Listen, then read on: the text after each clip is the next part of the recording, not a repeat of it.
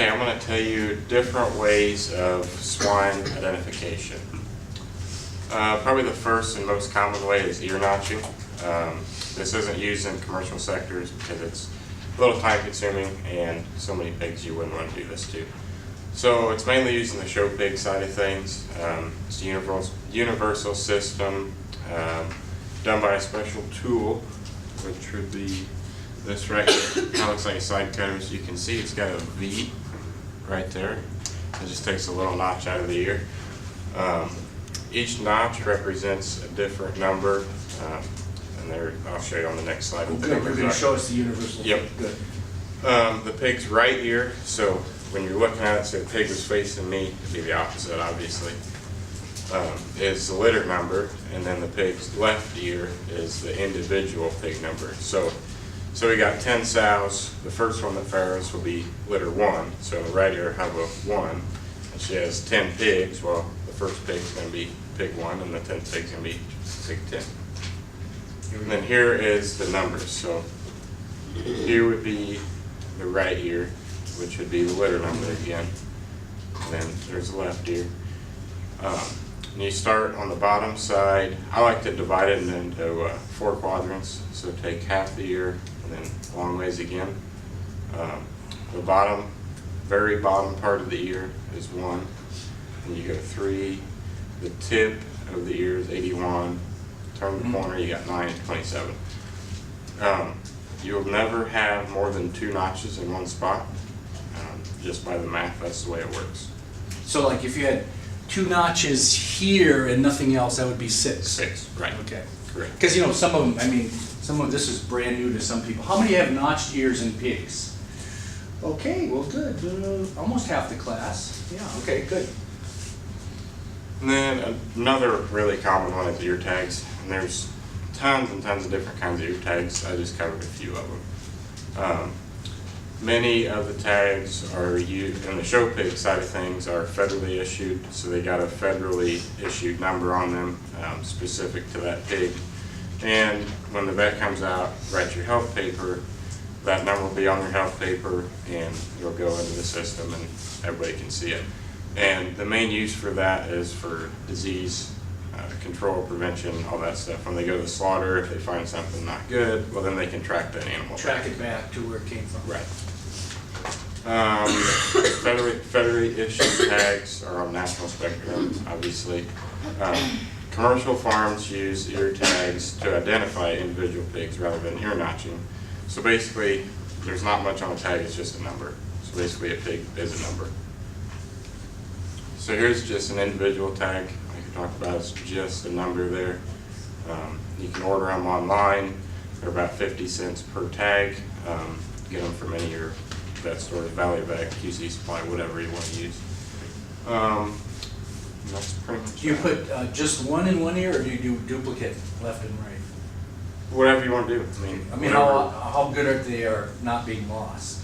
These ones don't come out Okay. typically. I mean, occasionally they could rip out, you're caught in the gate or something, they rip out, but probably not likely. The next one I got is a national band. It's a metal band. It's kind of like the band you put on a bird's foot or whatever. These are getting less and less popular because we're getting more advanced and getting electronic tags and all sorts of stuff.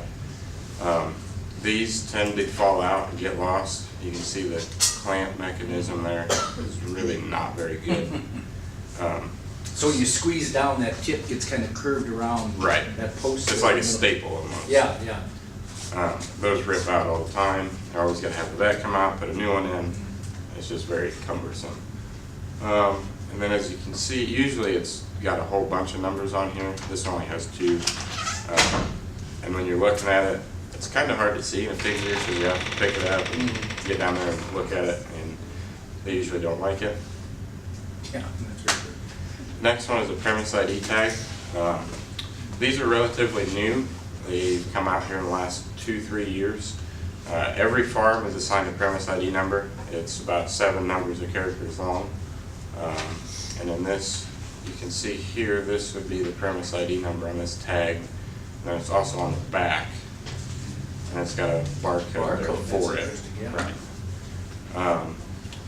allows tracking for problematic animals. So when you go to the slaughterhouse, they find something in your meat, say a drug residue or something like that. Well, they can track it right back to you and do whatever they need to do there.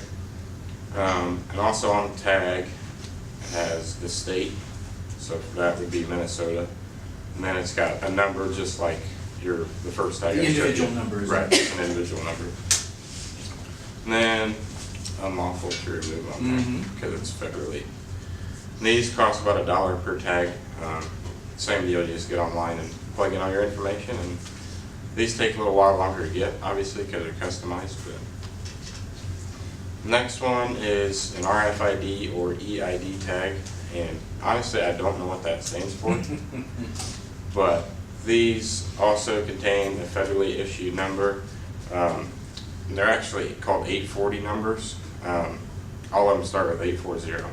Why, I don't know. It could have been 720. I don't know why they chose 840. But and then this number, like all the other tags, are specific to that pig. So there's just a sequence of numbers and stored on file. These are gaining in popularity. Not real big yet because they are expensive. They're about $2.50 a tag. So you're thinking about that, say big commercial operation, 1,000 pigs, you're talking a lot of money. But these are the easiest to read. There's a little probe. That would be how they read them. Basically, you just put the end of this over the tag and it gives you all the information you could ever want. Okay, now anybody want to guess the RFID, what that stands for? Now that he's telling us how it's detected? I don't know why I don't know. We use, What? I'm going to guess radio frequency, and then the E is for electronic ID, I bet. Right. They use those tags at full farm down Okay. in Fayetteville. Okay. And then, okay, so this tag is about $2.50, and the reader for the tag, that one is about $1,400. Is it $1,400? Yeah. yeah, I have a so for our project this summer, we actually had to scan every sow in the barn, and we had done like that, and it was 3,000. Yeah. So he only bought one, and you just stick it up to it, and it reads it. But it takes a long time. How close do you have to be? Because you know if you're It's long, but no, but oh, I see. That's long, and so because you know how if You just wait pigs till don't the like end. people you have usually, to you chase know, after them. you. No, honestly, it's the same thing as like a dog with a Yeah, bone. it's just like It's that. the exact same thing, You because just those wait are over very here. expensive as well. Yeah. But just one wave would get it. Right? Yeah, Yeah. ours you just like, it looked like a gun, you literally clicked a button and it would vibrate when it picked it up. Oh, okay. And then probably the oldest form is tattooing. It's actually not used very often anymore. I know, like down at the National Livestock Expo in Louisville right now, the pig show was last week, and all those animals actually get tattooed because that's a terminal show and they go on the market truck Okay. right when they get done. The pig is slapped, kind of humanely, with needles. Usually in the lower portion of the shoulder, kind of Oh, less sensitive areas, and just needles and the form of a letter, number, whatever. You kind of dip them in an ink pad and you just smack them. That leaves numbers on the skin, just like a tattoo you would get. And these are easier for the packer to identify because it stays on them after they're de-haired and all that. Okay, it does. I was going to ask you about Yeah. that. Because that's if you.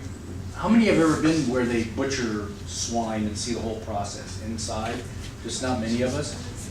2 or 3. It's amazing what goes on, and I can see. I was going to ask you about it when they de-hair them. Is that still? I guess you got a good example right there. Yeah, It's that's very similar to the ones they do in cattle in their ears. They have Yeah. the same. Yep, same thing. And you put Okay. the green ink on them. And Yeah, you can do it in pigs' ears too, actually. Okay. Usually, if you're doing little pigs, they do it in the ear. If you do big ones, they do it on the shoulder. over the shoulder. Yep.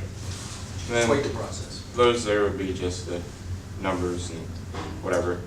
And then they fit into the little hammer, I guess you want to call it. And they make 5. This one's a 5. Yep. They make 4, and they make 6 as well. Okay. So that's all I got. Any questions? Okay. Questions? Yeah, because nowadays. cattle is- I like the idea where you can trace the animal back to the farm, because if there's something wrong with the pig, or animal, you can trace it back. Yeah. Anybody have any questions or comments? You Just- know, if there's like a particular one of those, especially if one of the ones with barcodes or federal tag, is there like a USDA requirement or law set in place that each commercial farm has to have that system? Or a particular tag? Yes and no, depends on where you're at. Is it state by state, or? It's state by state. So I'm from Illinois, say I was bringing a pig across the state line, I have to have, you know, one of the RFID tags or a premise ID tag. I can't just have the individual tag. Yeah, you just can't have just the individual And people. it Which- depends on where you're selling to, right? Right. If And you're it- selling to a big company or if you're selling to a. Right. And there's a difference between purebreds and crossbreds too. Purebreds wouldn't have to have a tag because they have a registration paper that has their Youre Not You on there. Oh, okay, Crossbreds don't have a registration, so they have to have a tag. okay, yeah. And it's all because you want to trace it back if something's wrong, Right. residue Correct. or some disease. Right. We tattooed our babies when they were going out of state. Otherwise, they don't usually get tattooed. We never tattooed them, but the babies, I just like clip it on their ear. Yeah. So it's a case by case basis, you gotta know where you live, what the animal's gonna be doing. Not easy to learn, obviously. Mhm.